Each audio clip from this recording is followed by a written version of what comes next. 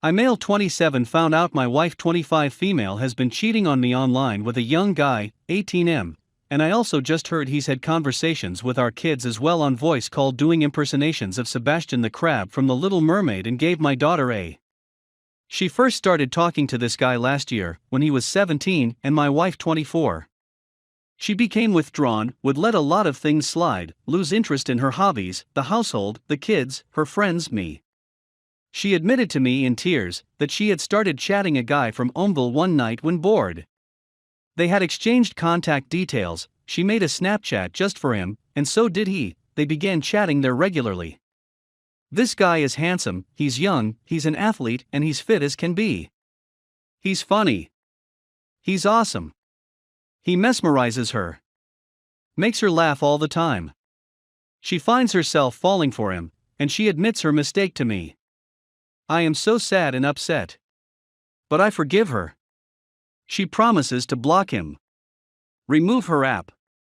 Things are cool for a while, but months later I find out she still has Snapchat. She says it's for her other friends. I push the issue, turns out she still talks to the guy. I am not okay with this. She says they are just friends. I tell her to block as she says she does. Around December last year I discovered she never did block him. Still talks to him. I am so mad. I break into her phone one day, see her Snapchat open and a message from him. I love you, it says. Scroll up more and see a picture of my own wife's breast staring me in the face. She sent him her for his birthday. Once more she blocks the guy. I think things are fine, but I am starting to lose my feelings for my wife. One time around Christmas my oldest daughter tells me, excitedly, that she had a phone call with Sebastian the Crab. Like the buddy of Ariel the Little Mermaid from the Disney movie? I shrug it off. I mean, 4-year-olds make up all the time, right? And she has a very rich imagination. She constantly insists she's a real fairy or princess and claims to have magic powers and whatever. I find out just yesterday that my wife never stopped talking to the guy until this past February, when he suddenly ghosted her out of nowhere. Which makes sense because she was very sad and depressed at the time. She then deleted all her apps and accounts in anger, and now has no way of contacting the guy or being contacted by him. Not sure if I even believe that anymore, but sure. She was sharing all she did to me. Like she wanted it off her chest. I just let her talk, and she admits to it all. Says she really fell in love with him. Mentions how she read a lot on Quora about polyamory. Quora is her Bible. And that she feels like she can love multiple people at once, that her love for me has not diminished by loving another guy. I call, then she admits she even had voice calls with the guys at night when I am away. I often work night shift. At times our oldest daughter would wake up and he'd talk to her too. He sang her to sleep a few times. And he pretended to be Sebastian the Crab, which is what my daughter tried to tell me. She tried to tell on her mama, I think. But I shrugged it off. I am so insanely angry she would allow herself, as a grown woman, to fall for some boy on the other side of the globe. I am feeling betrayed by the fact that she showed her body to him. What makes me the most mad, however, is that he talked to my daughter. He even saw her picture and a video.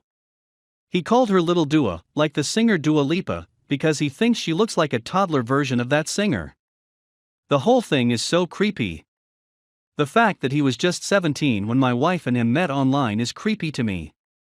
The fact that she allowed him to talk to our firstborn daughter. It's all messed up. I fear she may have wanted to run off with the guy. She's talked a lot about the place he lives, California, and I'm just weirded out by that too. I don't know what to do. I'm heartbroken.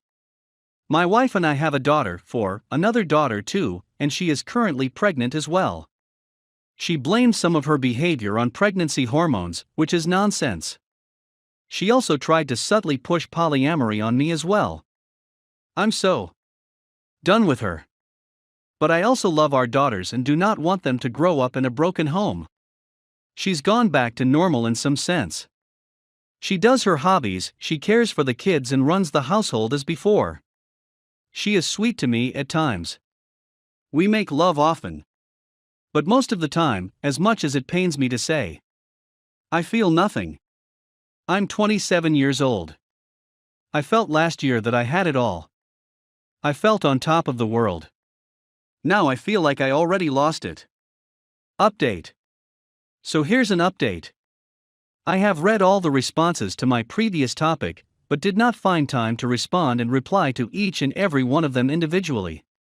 The common thought seems to be that I need to man up and take responsibility of my life, and many have advised me to kick out my wife or seek legal counsel and start gathering evidence.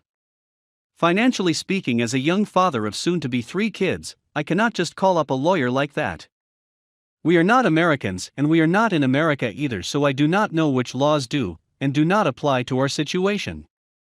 The guy she had her emotional affair with, however, is in the States, but they lost contact and my wife claims she does not know his last name or exact location, only his first name.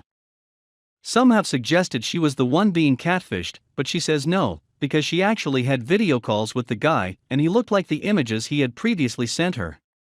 My wife admitted a lot of things to me in our talk. For example, she's a singer-songwriter, or rather, she tries to be one. She has written a lot of songs, passionate, romantic and sweet loving songs over the last half year. I was touched by them before, thought they were about me. Turns out they weren't. Turns out they were about that guy. This devastated me. The whole affair, my wife said, inspired her. She told me about how hardworking the guy is. How he is going to a top university, how clever and bright he is, blah blah blah. She said she considers me lazy, not ambitious enough. That I am good with the kids and all that, a decent provider, but that I am not really someone she sees as being capable of greatness. She likes the fact that I look good and our kids look good, and that I have a lot of focus on their well-being. But she needs a life partner, not just a babysitter. This infuriated me because when I take care of my kids, I am not just a babysitter, I am their father and I am caring for them because I love them and I am responsible for them.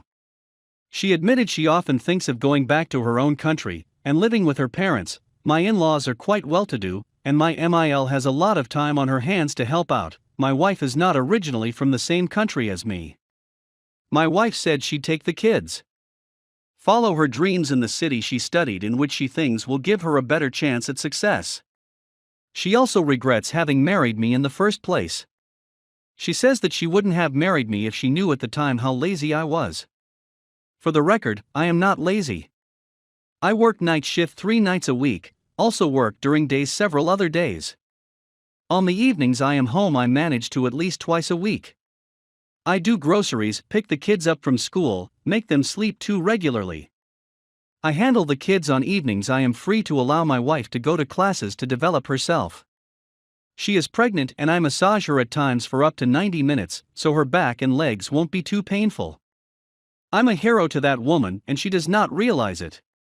Instead she compares me to some other guy she's never even met in person, and somehow, I don't quite measure up because I didn't go to a top school, I'm not rich, I'm less ambitious, and this makes me lazy and useless.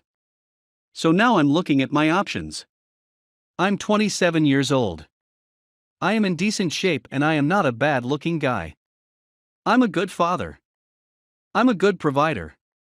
I'm a good son and a loyal friend. I've been a good husband too, but apparently I'm not good enough. Well, guess what? Neither is she. She's far from sufficient. She's far from good enough. But I never say even 1% of the hateful and negative she tells me. Never. I've told her all this. I have told her how I feel. I told her that I do not feel respected. That I feel like treated, like tossed aside, like that I will not continue to support her and her dreams if this is what she wants to do. I also told her that she is not going to take the kids anywhere.